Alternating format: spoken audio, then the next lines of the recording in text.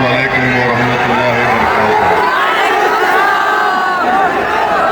दूसरे दर्जे का शहरी बनाने की कोशिश कर रहे हैं, वो हमारे मजहबी मुकामात को एक वक्फ के काले कानून के जरिए से हमको उससे महरूम करने की कोशिशें कर रहे हैं। दूसरी तरफ आपके सामने है कि एक इंडिया अलायंस है जिसकी सबसे बड़ी पार्टी राजद है। राजद के सामने अख्तरुल ईमान साहब ने उनको खत लिखकर वाज़े तौर पर तेजस्वी यादव को बता दिया कि हम आपके तरफ दोस्ती का हाथ बढ़ाते हैं। अगर आप चाहते ये हैं कि यहाँ पर दोबारा नीतीश कुमार और बीजेपी की हुकूमत ना बने तो आइए आप और हम मिलकर चुनाव लड़ते हैं। मजलिस इत्तेहादुल मुस्लिमीन ने तेजस्वी यादव को लिख कर दिया कि हम सिर्फ 6 सीट चाहते हैं बिहार के विधानसभा के चुनाव में। 5 तो हमारे जीत कर आए थे, हमने 6 का मुतालबा किया। मगर आप देखिए अख्तरुल ईमान ने लिखकर ये भी दिया कि अगर आपको सत्ता मिलती है तो हम अपने आप को मंत्री का ओहदा मत दीजिए। हम सिर्फ यही चाहते हैं कि बिहार में अक़लियतों से, दलितों से, मजलूमों से, पिछड़ों से इंसाफ हो सके और बिहार में आरएसएस के एजेंडे को नाकाम बनाया जाए। अब आप खुद देख रहे हैं कि तेजस्वी यादव की तरफ से कोई बात नहीं की जाती है। फैसला आपको करना है कि क्या ओवैसी बीजेपी को रोकना चाहता है या फिर तेजस्वी बीजेपी को कामयाब करना चाहता है। ये फैसला इस विधानसभा की जनता को करना है, ये फैसला बिहार की जनता को करना है।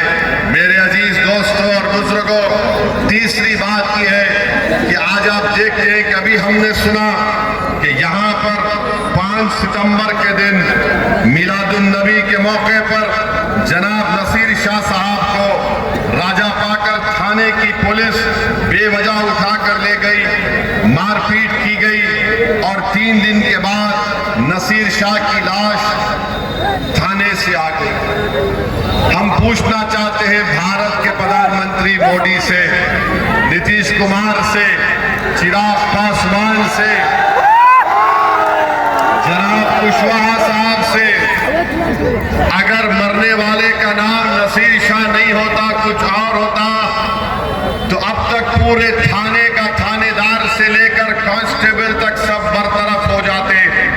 मगर मोहैया की आवाम आपको बता रहा हूं कि ये सिर्फ नसीर शाह की मौत नहीं है, ये मौत आपको पैगाम दे रही है कि बिहार में बिहार की सबसे बड़ी अक़लियत की जान की कोई कीमत नहीं है, हमारी जान की कोई कीमत नहीं है।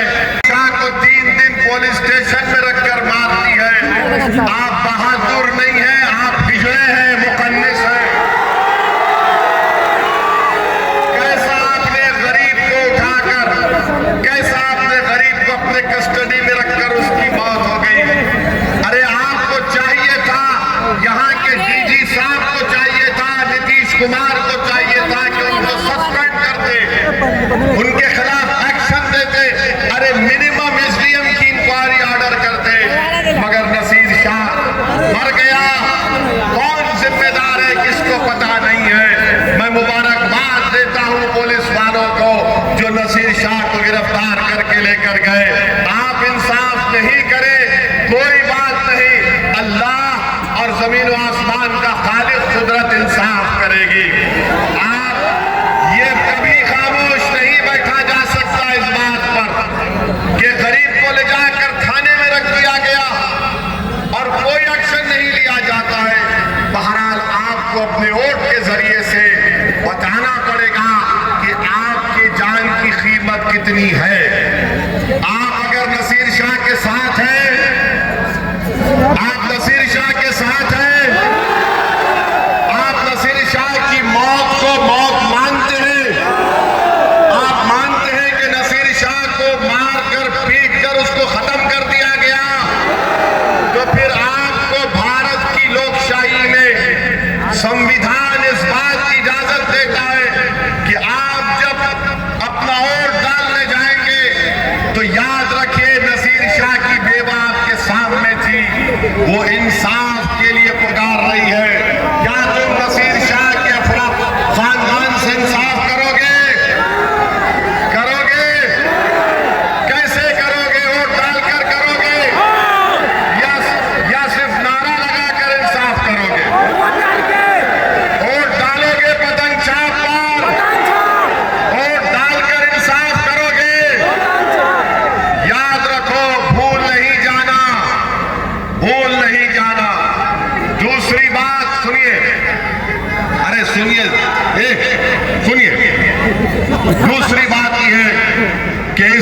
विधानसभा में अनुमंडल अस्पताल है, राजद का विधायक है, अस्पताल में डॉक्टर है, दवाखाना सिर्फ दिखाने के लिए है, दवाखाने में कोई इंस्ट्रूमेंट है, तो दवाखाने में अगर डॉक्टर नहीं है तो आपको मतदान के दिन आपको डॉक्टर बनकर एक नाकाम विधायक का इलाज करना है। कैसे करेंगे? किस पर बटन दबाएंगे? किस पर बटन दबाएंगे? क्या यहाँ का नौजवान बेरोजगार है? यहाँ का नौजवान बेरोजगार है, बेरोजगार और गरीबी उसका मुकद्दर बन चुका। तो आपका काम यह है कि मतदान के दिन आप किसको बेरोजगार बनाएंगे? किसको बेरोजगार बनाएंगे? और रोजगार किसके लिए हासिल करेंगे? आप अपने लिए हासिल करेंगे। क्या यहाँ मोदी जी आके बोलेंगे, भाजपा के बोलेगी, अरे ओवैसी राष्ट्रवाद की बात नहीं करता तो क्या करोगे? मेरे भाई याद रखो, इन्हीं बातों को हम सुन सुनकर थक जाते हैं, मगर हमारे हौसले पस्त नहीं होते हैं। हम किसी की टीम नहीं, हम जनता की टीम थे और हमेशा रहेंगे। बीजेपी से हमको सर्टिफिकेट नहीं चाहिए राष्ट्रवाद का, ना हमको ये नाम निहाल सेक्युलर पार्टी से सर्टिफिकेट चाहिए कि हम सेक्युलर हैं। अरे हम सेक्युलर थे, हैं और रहेंगे। उनको बताना पड़ेगा जो बार बार बोलते एम वाई समीकरण, एम वाई समीकरण। अरे बताओ ये एम वाई में क्या फायदा हुआ? तुम मुख्यमंत्री बन गए, तुम्हारे पास रहा 20 साल नीतीश कुमार मुख्यमंत्री हैं। आज आपके पास एक सुनहरा मौका आया है कि आप अपने वोट का सही इस्तेमाल करें, भारत की जमहूरियत को मजबूत करिए, नाइंसाफी का खात्मा करिए, अपने मुकद्दर के फैसले खुद करिए और यही आपकी कामयाबी होगी।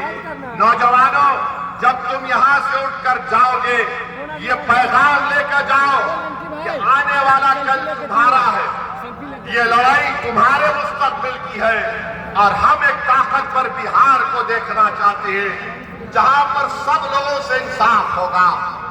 समानता की बात सिर्फ लफ्जी जुमला नहीं होगी बल्कि उस पर अमल होगा, बराबरी की बात होगी, हिस्सेदारी की बात होगी, अब गुलामी की बात नहीं होगी। और ये बीजेपी आकर बार बार राष्ट्रवाद की बात करते हैं।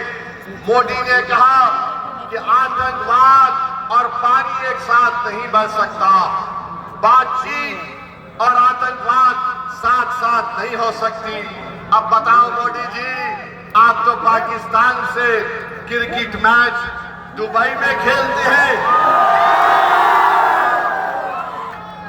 और कोलंबो में खेलते हैं। ओवैसी ने खड़े होकर पार्लियामेंट में कहा था कि पाकिस्तान से जब सब बंद है तो खेल भी बंद होना चाहिए।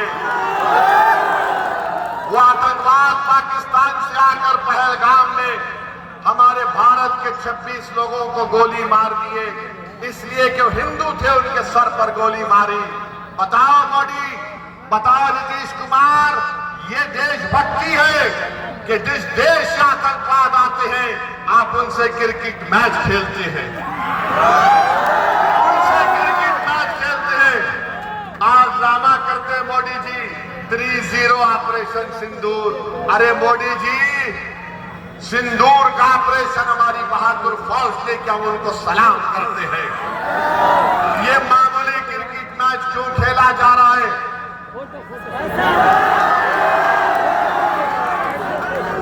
किसके लिए खेला जा रहा है?